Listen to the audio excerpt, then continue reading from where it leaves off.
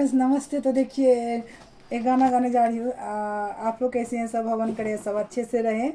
और देखिए ना, मैं यूट्यूब चैनल पे गाना छोड़ रही हूँ, फेसबुक पे भी है। और आप लोग कहने जा रही हूँ, जो मेरा 10,000 फॉलोवर हो रहा था ये फेसबुक पे, तो उसके बाद ने 5,000 फ्रेंड्स हो गए तो बंद हो चुका। मतलब 1 महीना से कुछ नहीं हो रहा था।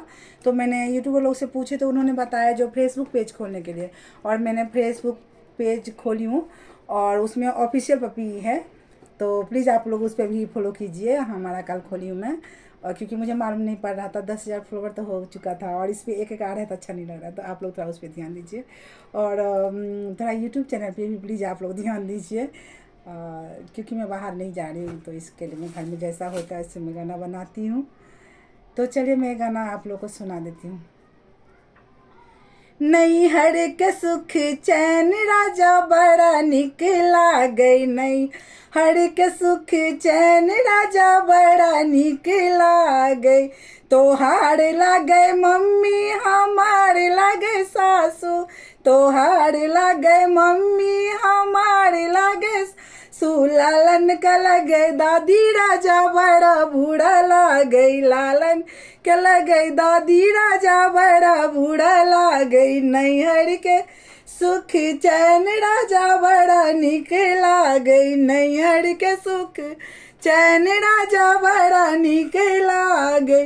तोहार लगे बहनी हमारे लगे ननदी, तोहार लगे बहनी हमारे लगे ननदी, लालन के लगे दीदी राजा बड़ा बूढ़ा गई, लालन के लगे दीदी राजा बड़ा बूढ़ा गई। नैहर के सुख चैन राजा बड़ा निकला गई, नैहर के सुख चैन राजा बड़ा निकला गए। तोहार लगे सासू हमारे लग मम्मी, तोहार लगे सासू हमारे लग मम्मी, लालन के लगे नानी राजा बड़ा निकला गई, लालन के लगे नानी राजा बड़ा निकला गई।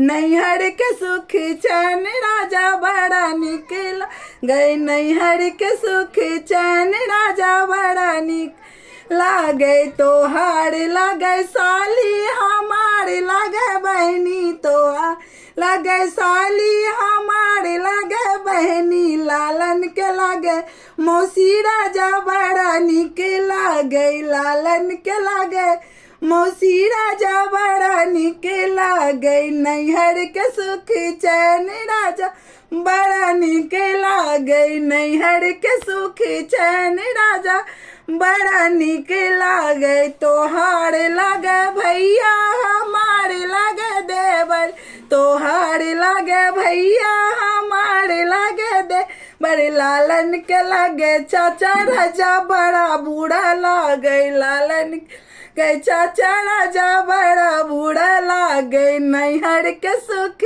चैन राजा बड़ा निकला गई, नैहर के सुख चैन राजा बड़ा निकल गए। तोहार लगा साला हमारे लगे भैया, तोहार लगो साला हमारे लगे भैया, लालन के लगे मामा राजा बड़ा निकला गई, लालन के लगे मामा राजा बड़ा निकला गई। नैहर के सुख चैन राजा बड़ा